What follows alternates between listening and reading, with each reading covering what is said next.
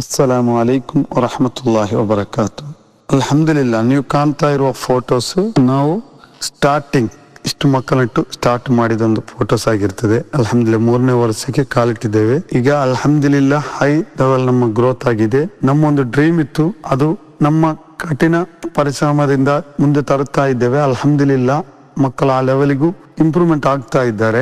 ಇನ್ನೂ ನಮಗೆ ತುಂಬಾ ಇಂಪ್ರೂವ್ಮೆಂಟ್ ಮಾಡುವ ತುಂಬಾ ಹೊಸ ಪ್ಲಾನ್ ಮಾಡ್ತಾ ಇದ್ದೇವೆ. ಮಕ್ಕಳಿಗೆ ಈಸಿ ಮೆಥಡ್ ಆಗಿ ಹೇಗೆ ಕಲಿಸ್ಲಿಕ್ಕೆ ಆಗ್ತದೆ, ಮಕ್ಕಳನ್ನು ಈಸಿಯಾಗಿ ಹೇಗೆ ಅವರಿಗೆ ಬರ್ಡನ್ ಆಗದ ಲೆವೆಲ್ ಅಲ್ಲಿ ಅವರನ್ನು ಇಂಪ್ರೂವ್ಮೆಂಟ್ ಮಾಡಬೇಕು, ಅವರ ಟ್ಯಾಲೆಂಟ್ ಅನ್ನು ಹೊರಗೆ ತರಬೇಕು, ಅವರ ಎಲ್ಲಾ ಥಿಂಕಿಂಗ್ ಅನ್ನು ಅವರ ಜೀವನದಲ್ಲಿ ಒಳ್ಳೆ ಥಿಂಕಿಂಗ್ ಅಳವಡಿಸುವ ಹಾಗೆ ಮಾಡಬೇಕು. ಇದೆಲ್ಲ ತುಂಬಾ ಪ್ಲಾನ್ ಇದೆ. ಅದಕ್ಕೆ ನಮಗೆ ಪ್ರತಿಯೊಂದು ಪೇರೆಂಟ್ಸ್ ಸಪೋರ್ಟ್ ಇಂಪಾರ್ಟೆಂಟ್ ಆಗಿರ್ತದೆ. ಅದಕ್ಕೆ ನಾನು ಸ್ಕೂಲ್ ಸ್ಟಾರ್ಟ್ ಆಗುವ ಒಂದು ದಿವಸ ಎಲ್ಲ ಪೇರೆಂಟ್ಸ್ ಕರೆದಿದೆ. ಆದರೂ ಇದೇ 2 ತಾರೀಕಿಗೆ ಎಲ್ಲಾ ಪೇರೆಂಟ್ಸ್ ನಾನು ಇನ್ವೈಟ್ ಮಾಡ್ತಾ ಇದ್ದೇನೆ. 9:30 ನಮ್ಮ ಟೈಮಿಂಗ್. 9:25 ರೀಚ್ ಆಗ್ಬೇಕು. 9:00 ಕರೆಕ್ಟ್ ಸ್ಟಾರ್ಟ್ ಮಾಡ್ಬೇಕು. ಒಂದು ಹಾಫ್ ಅನ್ ಅವರ್ ಇಲ್ಲದ್ರೆ ಒಂದು 45 ಮಿನಿಟ್ ಒಳಗಡೆ ಮುಗಿಸ್ಬೇಕು.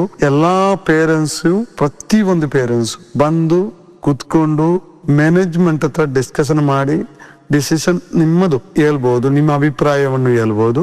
ಮ್ಯಾನೇಜರ್ ಆ ಅಭಿಪ್ರಾಯವನ್ನು ಕೇಳಿ ಅದರಲ್ಲಿ ಏನೆಲ್ಲ ವಿಷಯ ಮಾತನಾಡಲಿಕ್ಕೆ ಮ್ಯಾನೇಜ್ಮೆಂಟ್ ನಿಮ್ಮ ಹತ್ರ ಡಿಸ್ಕಷನ್ ಮಾಡ್ತದೆ.